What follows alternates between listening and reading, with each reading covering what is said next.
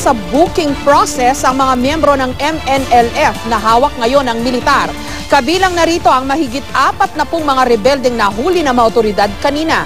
Ang ilan sa kanila nakunan pa ng mga alahas, cellphone at iba pang mga gamit na posible dumanong galing sa kanilang mga hostage. Live mula sa Zamboanga City, may report si Rafi Tima. Rafi? Matapos ang ilang araw ng pahayag ng Militar Jessica na malapit nang matapos ang krisis na ito dito sa Zamboanga, ngayon tayo nakakaaninag na posibleng ang malapit na itong matapos. Ito ay kung pagbabasehan ng dami ng mga sunod-sunod na nahuling MNLF Misuari Group members at ang sitwasyon sa conflict area na sa unang pagkakataon ay nanahimik ngayong araw.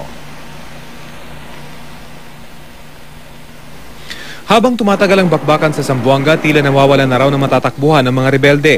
Nauubusan na rin sila ng bala.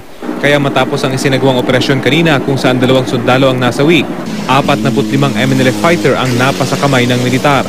Kasama ng mga rebeldeng na aresto kahapon, dinala sila sa Zamboanga City Police para sumailalim sa booking procedures.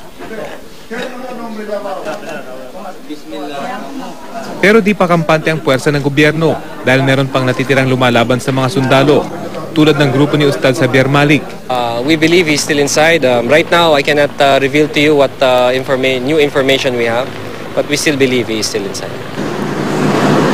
Dahil dito, mas masusi na raw ang pagbabantay ng Air Force at Navy sa mga naging lugar ng bakbakan. Sa barangay Talon-Talon, sinuyod ng mga MG-520 attack helicopter ang mga bakawan na binomba nila noong nakarang araw. Nakatutok naman ng mga pulis sa barangay Rio Hondo kung saan sumiklab ang isang sunog kaninang umaga para matiyak na walang lulusutan ng mga rebelde. Ultimo mga imbornal sinipat. Hanggang sa Pagadian City sa Zamboanga del Sur, hindi binibigyan ng pagkakataon ng mga rebeldeng posibleng sumama sa gulo. Sinampahan nga ng kasong rebelyon ang mga nanghikayat daw sa mga miyembro ng MNLF na sumama sa bakbakan sa Zamboanga City. Huwag na lang munang mag-join, lalo na ngayon na merong ongoing hostilities sa Zamboanga City. Siyempre, ang gobyerno, gagawa talaga ng paraan, asuhan sila. Isa sa mga nahikayat noon na pumunta sa Zamboanga City ang babaeng leader ng MNLF sa CI Zamboanga, si Bugay. Nagani ko, kay giingan nila ko karaban. Pag human daw sa karaban na ay hinabang ihatag, kikan sa mga pukot o mga materiya sa galagal. Sumuko rin si Balaji kagabi. Habang patuloy ang operasyon ng militar, nagluluksa naman ang mga kaanak ng kanilang mga kabarong nasawi sa bakbakan. Kanina, personal na nagpaabot ng pakikiramay si Pangulong Aquino sa mga naulila ni First Lieutenant John Christopher Rama at ni Second Lieutenant Florencio Meneses sa Bulacan. Sumaglit din ang Pangulo sa Camp Aguinaldo Mortuary kung saan nakaburol si Second Lieutenant Francis Damian. Ginawa naman ng Heroes Welcome at full military honors ang isa pang nasawing sundalo na si Corporal Jesse Chris Rayeg. Iisa lang daw ang panalangin ng mga naulila, ang matuldukan na ang gulo, alang-alang sa pagbubuwis ng buhay ng mga sundalo. Sa kabila, Jessica, ng tila tahimik na sitwasyon ngayon ay patuloy na naka-alerto ang militar dahil base umano sa mga report ay kasama pa ni Ustad Xavier Malik ang ilan sa kanyang mga pinaka-loyal na followers na kilalang mga sanay sa giyera at handang lumaban. Samantala, nagpapatuloy pa rin umano ang pagproseso sa mga nahuling rebelde para makakuha ng impormasyon tungkol sa kanilang leader na si Malik. Jessica? Okay, Rafi, so sa maghapong ito, walang firefight, walang bakbakan, walang barilan. Pero may sunog, tama? Yes, Jessica, meron kasunog kaninang bago magtakip silim. Pero ayon sa mga nakausap nating sundalo, posibleng ito yung mga sunog ng naganap nito mga nakarang araw at nag-reignite lamang dahil hindi naman ito nabuhusan ng tubig, Jessica, nung ito'y naglalagablab. At nito mga nakarang araw ay talaga napakainit dito sa Zamboanga, Jessica. Okay, yung core group, naririnig ko yan sa inyong mga reporter na nandiyan. Ito yung core group ni Malik. Ilan ang estimate na mga tao yan, Rafi? Yan, Jessica, ang ayaw ibigay sa atin ng militar, Jessica, dahil ito yung mga operational matters daw. Pero ang nababanggit lamang nila ay talagang yung core followers nitong si Malik ay talagang ito yung mga kasama niya sa mga bakbakan sa Sulu. At ito yung mga hardened talaga na mga sanay sa gera at handang ipagtanggol daw itong kanilang leader. At marami pa raw silang nakukuha ang impormasyon dun sa mga rebelde na kanilang nahuli Pero yan ay kanilang gagamitin sa pagpapatuloy na kanilang paghahanap dito kay Malik, Jessica. Okay, nakikita ko medyo patches lang no, ng mga neighborhoods na parang puro rubble na lang, puro mga wasak-wasak na mga bahay.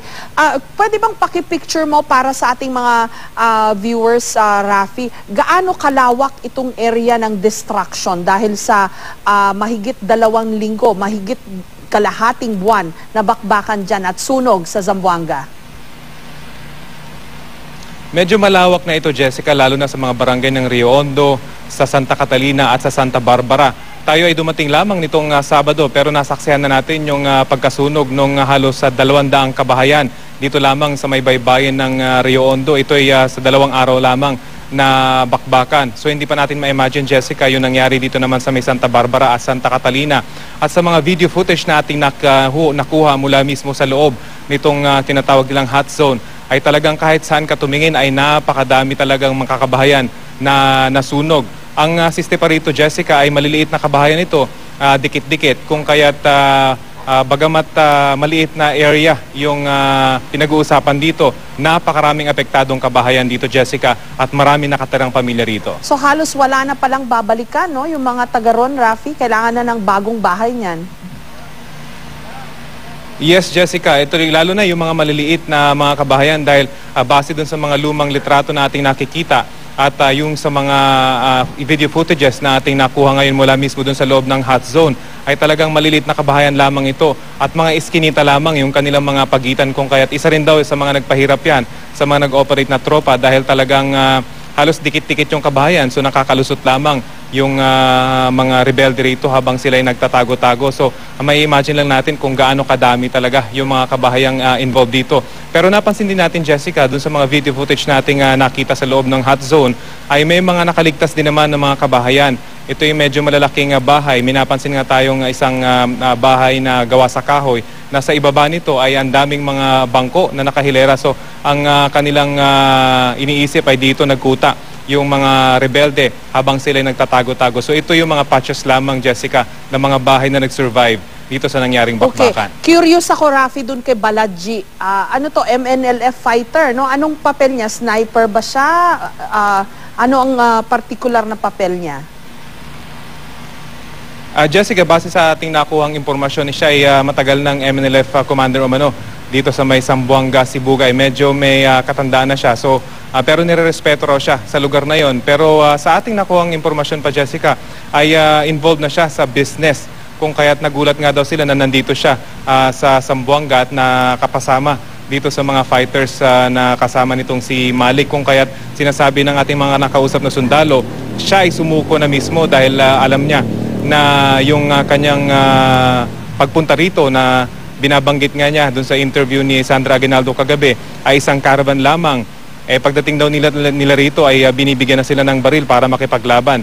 Kung kaya't nung malaman niya ito, ay agad na siyang sumuko, Jessica. Okay, maraming salamat sa iyo at ingat kayo dyan sa Zamboanga, Rafi Tima.